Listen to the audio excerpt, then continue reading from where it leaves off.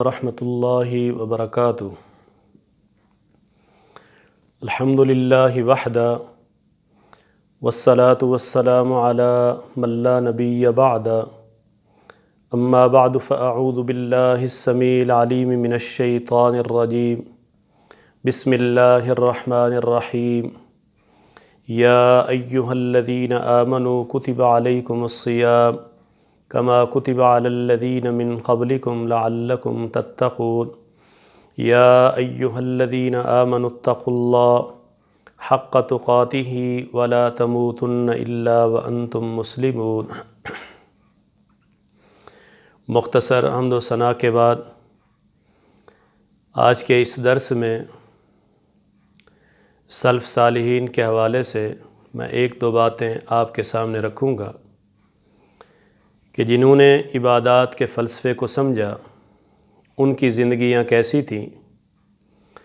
مناقب عمر رضی اللہ تعالیٰ عنہ اٹھائیے، ان کی یہ عادت مبارکہ تھی، اگر کسی سفر میں جاتے تو راستے میں جو بھی ملتا ان سے حال احوال پوچھتے جاتے۔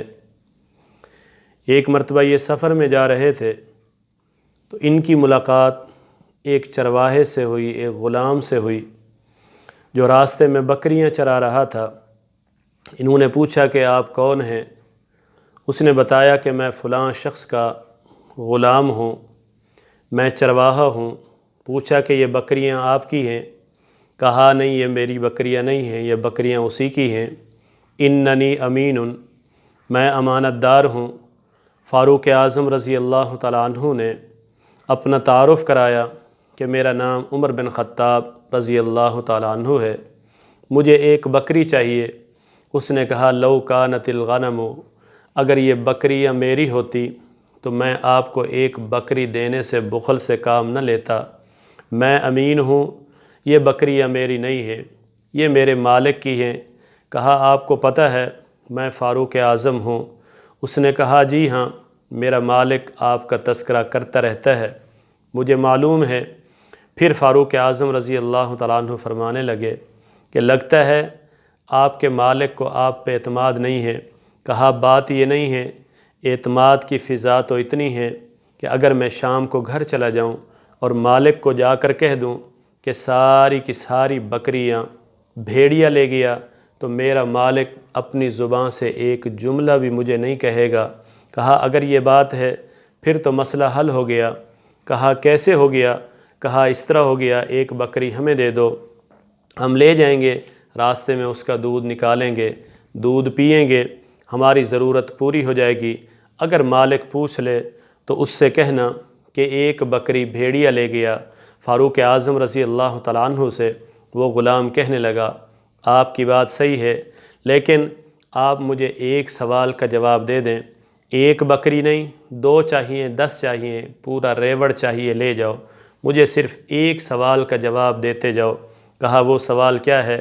کہا روز قیامت جب ساری کائنات میرے رب کے سامنے جمع ہوگی، فَمَن يُجِيرُنِي مِنَ اللَّهِ، اس وقت مجھے اللہ رب العالمین سے کون بچائے گا، میری سفارش کون کرے گا، میں اس وقت اپنے رب کو کیا منہ دکھاؤں گا؟ حدیث کے الفاظ ہیں، اس کا یہ کہنا تھا فَبَكَى عمر رضی اللہ تعالیٰ عنہ کی آنکھوں سے آنسو آ گئے، زار و قطع رونے لگے۔ کہا اپنے مالک کا گھر بتاؤ۔ مالک کا گھر بتایا، مالک سے ملاقات کی۔ کہا یہ کون ہے؟ کہا یہ میرا غلام ہے۔ کہا ان کو جانتے ہیں؟ کہا ہاں، تھوڑی دیر پہلے ملاقات ہوئی ہے۔ کہا میں نے بکریاں چرانے والے بھی بڑے دیکھے، لیکن بکریاں چرانے کا انداز جو میں نے ان کا دیکھا وہ کسی اور کا نہیں دیکھا۔ اسے بھی خریدا، بکریاں بھی خریدیں، بکریاں بھی اس کو دے دیں غلام کو، اور اسے آزاد کر دیا۔ کہا جس کے دل میں خوف خدا اتنا ہو وہ لوگوں کی غلامی نہیں بلکہ اللہ رب العالمین کی غلامی کرے۔ یہ عبادات کے مقصد کو اور فلسفے کو سمجھتے ہیں۔ پہاڑ کے دامن میں ایک غلام کا یہ تقوی مجھے اس بات کا درس دیتا ہے کہ ہماری نمازیں، ہمارا روزہ، ہمارا حج، ہماری زکوٰۃ، یہ ساری کی ساری چیزیں مجھے تقوی کا درس دیتی ہیں اور مجھے عبادات کے مقصد کو سمجھنے کا درس دیتی۔ آپ جانتے ہیں عروہ بن زبیر کے بارے میں، جو حضرت عائشہ رضی اللہ تعالیٰ عنہ کے بھانجے ہیں، حضرت اسما کے بیٹے ہیں، ابو بکر صدیق رضی اللہ تعالیٰ عنہ کے نواسے ہیں، ٹانگ میں پھوڑا نکلتا ہے، دانہ نکلتا ہے، اطباء کہتے ہیں یہ کینسر ہے، آپ کی ٹانگ کو کاٹا جائے گا، اس کے بدلے میں آپ کو شراب پینی پڑے گی۔ کہا میں شراب نہیں پیتا، میں قرآن پڑھتا ہوں، نماز پڑھتا ہوں، اسی دوران میری ٹانگ کو کاٹ دینا۔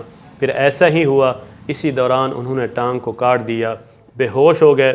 جب ہوش آیا کہا آپ نے میری جو ٹانگ کاٹی ہے اسے پھینک دیا یا رکھی ہوئی ہے؟ گھر والوں نے کہا کہ رکھی ہے۔ کہا اسے میرے پاس لاؤ۔